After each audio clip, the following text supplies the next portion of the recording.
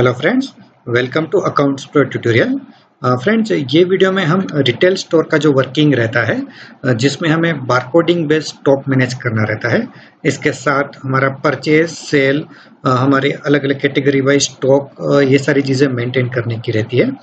तो वो सारी चीज़ें हम ये अकाउंट्स प्रो में किस तरह मैनेज करते हैं उसके बारे में देखेंगे। फ्रेंड्स, अकाउंट्स प्रो एक complete accounting and inventory management software है, जिसका use retailer, wholesaler, specially petrol pump, auto spare part, garment shop, super mall, transporter, बहुत सारे लोग इसको यूज़ करते हैं। आज के डेमो में जो रिटेल स्टोर है उसका स्टॉक परचेज सेल कैसे मैनेज होता है उसके बारे में हम देखेंगे। सबसे पहले हम हमारा जो ये मेन स्क्रीन है उसका हम एक इंट्रोडक्शन लेंगे, जिसमें ये क्विक एक्सेस का पैनल है, जिसमें हमारे रूटीन के जो भी काम रहते हैं, जैसे मेन काम रहता है sale, receipt, purchase and payment, इसका यहाँ पे शॉर्टकट दिया हुआ है। फिर हमारे मास्टर के अंदर लेजर्स, हमारे कस्टमर के लेजर, सप्लायर के लेजर, बैंक, सारे लेजर यहाँ से मैनेज होंगे। इसी तरह हमारी आइटम्स, जो भी प्रोडक्ट्स में हम काम करते हैं, वो सारी प्रोडक्ट का लिस्ट हमको यहाँ पे दिखेगा। फिर यहाँ अकाउंटिंग के लिए ट्रायल बैलेंस, लेजर स्टेटमेंट, किसी पार्टी का अकाउंट देखना है तो वाउचर रजिस्टर, किसी भी पर्टिकुलर वाउचर का हमको लिस्ट देखना है तो यहाँ पे स्टॉक का पोजीशन, किसी पर्टिकुलर स्टॉक के वाउचर, और ये हमारे सेल्स का डेटा। तो ये सारी चीज़ें मेन स्क्रीन के ऊपर रखी है जो हमारे डेली यूज में आती है। फिर यहाँ पे राइट साइड में एडिशनल है टू डू लिस्ट, रिमाइंडर्स, और ये डैशबोर्ड, हमारे जो भी इंपॉर्टेंट फिगर्स हैं वो यहाँ पे अपडेट होते रहते हैं। सो फ्रेंड, सबसे पहले हम इसमें देखेंगे परचेस कैसे मैनेज होता है, उसके बारकोड कैसे जनरेट होते हैं। तो इसके लिए हम ये परचेस में जाएंगे। परचेस में हमारे यहाँ पे टैक्स परचेस का जो सीरीज है 3 नंबर का यहाँ पे आ गया। इसमें मान लो अगर आप कॉम्पोजिशन स्कीम में हो और या फिर जीएसटी में रजिस्टर्ड नहीं हो तो आपका मतलब रिटेल परचेस यहाँ पे आ जाएगा, जीएसटी के कोई कॉलम आपको यहाँ पे नहीं दिखेंगे। अभी यहाँ पे 3 नंबर का परचेस आ गया, आज का डेट आ गया। यहाँ पे परचेस का टाइप कैश में है कि डेबिट में है, हमने अभी डेबिट सिलेक्ट कर लिया। यहाँ पे हमारी सारी पार्टी के नाम आ गए। यहाँ पे हम किसी भी कीवर्ड से सर्च कर सकते हैं। यहाँ से नई पार्टी ऐड करनी है तो हम यहाँ पे F3 करेंगे। F3 करेंगे तो हम ये सारी पार्टी की बेसिक डिटेल्स यहाँ पे भर पाएंगे। अगर हमारे पास पार्टी का जीएसटी नंबर है तो हम यहाँ पे जाके पार्टी का जीएसटी नंबर एंटर करेंगे और यहाँ पे हम गेट डिटेल करेंगे तो गवर्नमेंट का जो सर्वर है वहाँ से वो सारे डिटेल फैच कर लेगा। जैसे ये हमारा खुद का एक जीएसटी नंबर है तो उसका यहाँ पे डेटा आ गया, ये हमने इंपोर्ट किया तो ये लेजर में सारी डिटेल्स अपने आप फिलअप हो गई। यहाँ पे कस्टमर कैटेगरी आ गया, यहाँ पे इसको हम ले लेंगे वेंडर कैटेगरी क्योंकि ये हमारा सप्लायर है। उसकी ओपनिंग बैलेंस, क्रेडिट लिमिट, उसके बारे में कुछ रिमार्क्स लिखना है तो लिख सकते हैं। इसके साथ अगर हमारा कामकाज चालू है तो एक्टिव यस रखेंगे, वरना इसको नो रखेंगे। यहाँ पे और एक यूजफुल ऑप्शन है mobile app access. Accounts Pro का जो मोबाइल ऐप अवेलेबल है उसके द्वारा आपके जो कस्टमर हैं वो अपना खुद का स्टेटमेंट मोबाइल ऐप में से ही देख पाएंगे। ओके, तो वो भी फंक्शन आप यूज कर सकते हैं। अभी हम इसको सेव करेंगे, सेल्स में डाल दिया। अभी यहाँ पे पार्टी का नाम आ गया, यहाँ पे पार्टी का बिल नंबर डाल दिया हमने, डेट, यहाँ पे आइटम, जो भी आइटम हमने परचेज किया है वो हम यहाँ पे डाल देंगे। मान लीजिए हमने कोई आइटम लिया, मतलब यहाँ से सर्च करना है तो हमने आइटम सर्च किया, मतलब इसलिए आरबी मास। इसका भी करंट स्टॉक हमको दिखा रहा है 24 पीस, इसका रिटेल रेट और एमआरपी रेट आ गया, रिटेल 70, एमआरपी 100।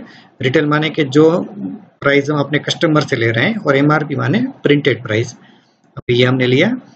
अभी जैसे ही हमने आइटम को सिलेक्ट किया तो नीचे यहाँ पे रिसेंट ट्रांजेक्शन का विंडो आ गया कि लास्ट ही आइटम मतलब कि 4/8 को अलंकार नाम की पार्टी से हमने ली थी और हमको ये रेट में आई थी। अभी मान लो कि इसका हम 100 पीस लेते हैं, मतलब हम इसको ले रहे हैं 50 रुपीज़ में। इसका यहाँ पे डिस्काउंट अगर कुछ मिला है तो डाल देंगे। यहाँ पे उसका जीएसटी भी अपने आप कैलकुलेट होके आ गया। अभी यहाँ पे हम दूसरा आइटम लेंगे, यहाँ पे मान लो एग्जाम्पल लिया। अभी इसमें जो हम परचेस कर रहे हैं उसमें 2 कैटेगरी की आइटम हो सकती है बारकोड पॉइंट ऑफ व्यू। कुछ आइटम ऐसी होगी कि जिसके रेडीमेड बारकोड हमको कंपनी के द्वारा मिल रहे होंगे। कोई ब्रांडेड आइटम रहता है जैसे हिंदुस्तान लीवर है या लोटस, तो उनके रेडीमेड बारकोड रहते हैं। और कुछ आइटम ऐसी होती हैं कि जिनके बारकोड हमको खुद जनरेट करने पड़ते हैं। एग्जाम्पल, अभी पहला आइटम हमने जो डाला आरबी मास, उसका मतलब रेडीमेड बारकोड नहीं है। और हम ये आइटम जो ले रहे हैं ladies lotus baby body lotion, उसका हम अगर मास्टर देखना चाहें तो यहाँ पे अगर हम कंट्रोल F3 करेंगे तो इसका जो भी मास्टर हमने फिलअप किया वो हमको यहाँ पे दिखेगा।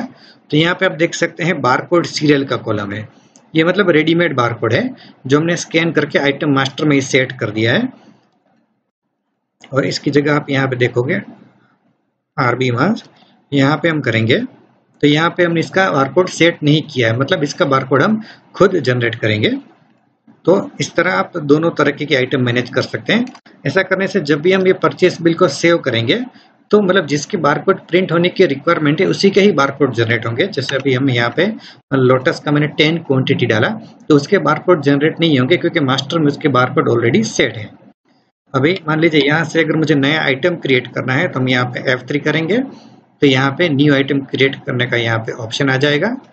मान लो यहाँ पे एक आइटम लेते हैं बैंड, ब्रांड में डाल दिया मान लो नॉट एप्लीकेबल, एग्जाम्पल आइटम डाल दिया स्टार A3 एग्जाम्पल।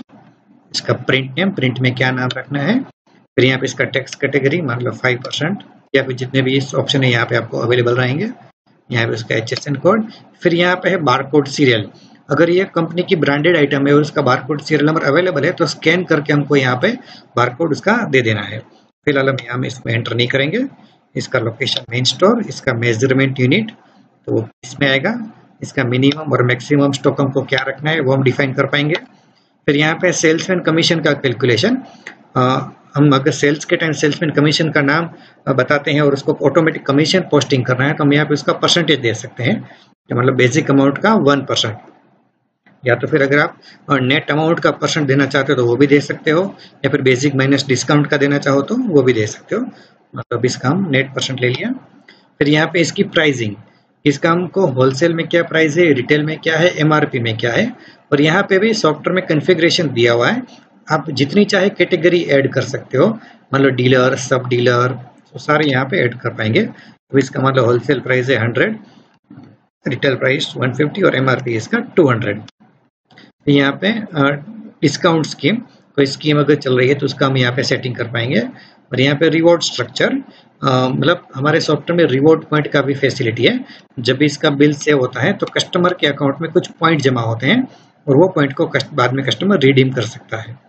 अभी हमने स्टार बैंड ये ऐड किया, इसका ये प्राइसिंग सेट किया। अभी सेव करेंगे तो ये आइटम यहाँ पे आ गया परचेस में। अभी इसका मान लो हमने 10 क्वांटिटी लिया, इसको लिया मान लो हमने 55 रुपये में, इसका GST आ गया। अभी टोटल हमने 120 क्वांटिटी परचेस की। इसको हम सेव करेंगे तो हमको यहाँ पे मैसेज आ गया प्रिंट बारकोड, यहाँ पे हमने यस किया तो अभी आप देखेंगे यहाँ पे बारकोड में 110 ही आए, लोटस का 10 जो था वो नहीं आया क्योंकि उसका ऑलरेडी बारकोड अवेलेबल था। अभी यहाँ पे यूज लेबल, मतलब कि बारकोड प्रिंटर में हम जो भी रेडीमेड शीट डाल रहे हैं उसमें से मान लो कुछ स्टिकर ऑलरेडी यूज्ड है तो हम यहाँ पे उसका काउंटिंग यहाँ पे दे सकते हैं। इसके अलावा अगर आपके पास स्पेशलाइज बारकोड प्रिंटर है तो उसके ऊपर भी आप इसका प्रिंट ले सकते हो। बारकोड कॉपीज, यहाँ पे इसका प्रिंट देंगे तो यहाँ पे बारकोड का प्रीव्यू आ गया। यहाँ पे हमारी शॉप का नाम, आइटम का नाम, बारकोड का इमेज, यहाँ पे MRP इसका 100 था और हम इसका भाव रख रहे हैं 70 रुपीज़। इसके अलावा भी और कोई आपको एडिशनल फील्ड इस बारकोड में ऐड करने हैं, जैसे कोई आपको अपना स्लोगन छोड़ना है, एड्रेस छोड़ना है, कस्टमर केयर नंबर रखना है, कोई इसका आइटम का कोड नंबर है वो रखना है, ब्रांड का नाम, तो सारा बारकोड सेटिंग में सेट हो सकता है। तो ये आपके बारकोड जनरेट हो गए, इसको आप प्रिंट निकाल लोगे तो ये हमारा परचेस का सीक्वेंस यहाँ पे खत्म हुआ। ये हमारा अभी परचेस नंबर 4 चालू हो गया। यहाँ पे हम प्रीवियस में जाएंगे तो हमको ये परचेस जो हमने एंटर किया वो वापस यहाँ पे दिखेगा। यहाँ पे एक ऑडिट ट्रेल भी आएगा कि ये वाउचर कौन से समय पे से हुआ था वो हमको दिखाएगा, और इसमें डिटेलिंग ऑडिट लॉग भी मेंटेन होता है। मान लीजिए कि ये परचेस वाउचर को एडिट करके मैं 10 में से इसको 20 कर देता हूँ एग्जाम्पल, और वापस इसको मैं सेव करता हूँ। अभी मैं वापस इस परचेस 3 नंबर वाले को मैं ओपन करता हूँ और यहाँ पे मैं ऑडिट ट्रेल चेक करूँगा तो यहाँ पे उसका डिटेल आ गया कि हेडर जो था वो एडिट हुआ था, अमाउंट पहले इतना था बाद में इतना हो गया, क्या चेंज हुआ। तो आइटम्स के अंदर स्टार बैंड A3 की क्वांटिटी पहले 10 थी, फिर इसने 20 कर दी, कौन से यूजर ने की और कौन से समय पे की, मतलब इसमें जो कुछ भी एडिटिंग हो रहा है उसको आप प्रॉपरली ट्रैक कर सकते हैं। तो ये हमारा परचेस का हो गया। अभी हमको इसको सेल दिखाना है तो हम यहाँ पे सेल में जाएंगे। सेल में यहाँ पे डायरेक्ट हमको आइटम कोड पूछेगा कि आप जो आइटम सेल कर रहे हैं उसका बारकोड आप स्कैन करो। अगर आपके पास स्कैनर अवेलेबल तो आपको स्कैन करना है, अगर स्कैनर अवेलेबल नहीं है तो आप यहाँ पे डायरेक्ट सर्च भी कर सकते हो। मतलब स्टार बैंड A3, इसको जैसे मैंने एंटर किया इसका एक क्वांटिटी ऐड हो गया, क्वांटिटी 1। इसका 150 रुपये प्राइस था इंक्लूसिव GST, तो बेसिक और GST अलग अलग हो गया। अगर आपके केस में आप जो प्राइस सेट कर रहे हो उसके अलावा GST कलेक्ट करना चाहते हो तो उसका सेटिंग भी सॉफ्टवेयर में हो सकता है। अभी 150 का जो भी सेल हुआ उसके ऊपर 1.5 पॉइंट जो भी कस्टमर का नाम सेलेक्ट करेंगे उसके अकाउंट में चले जाएंगे। अभी हमने यहाँ पे मान लो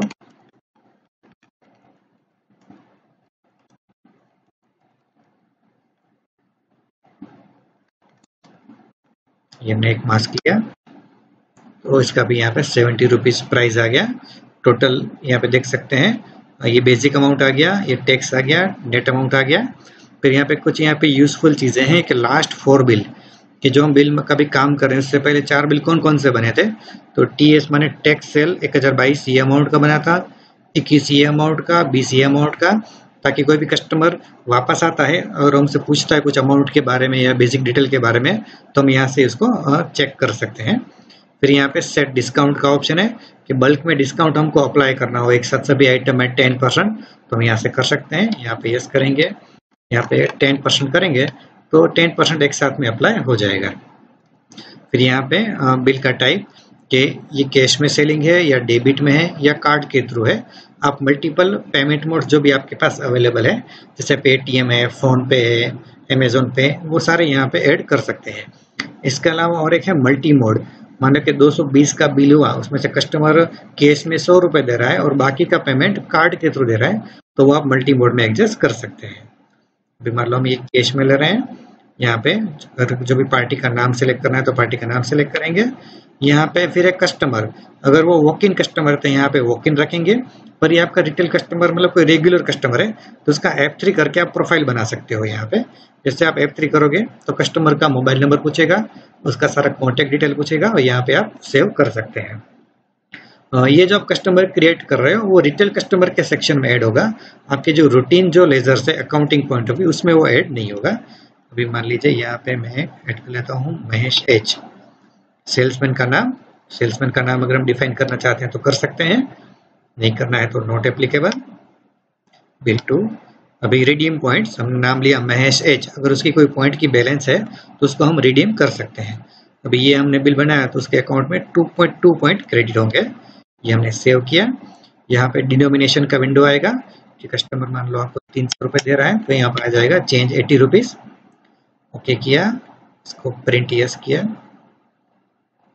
तो ये बिल का प्रीव्यू आ गया। यहाँ पे भी आपको डिनोमिनेशन की अमाउंट दिखाएगा कि इसको चेंज कितना वापस देना है आपको। और ये जो भी आपको बिल का प्रीव्यू दिखा, मान लो कोई डेबिट का बिल है या किसी को आपको ईमेल ऐसे कुछ करना है तो यहाँ पे आपको ईमेल का ऑप्शन भी आ जाएगा और यहाँ पे व्हाट्सएप का भी ऑप्शन आ जाएगा। यहाँ पे सिर्फ आपको सामने वाले का मोबाइल नंबर डालना है, सेंड करेंगे तो उसके मोबाइल नंबर के ऊपर डायरेक्ट व्हाट्सएप हो जाएगा, उसका नंबर आपको सेव करने की भी रिक्वायरमेंट नहीं है।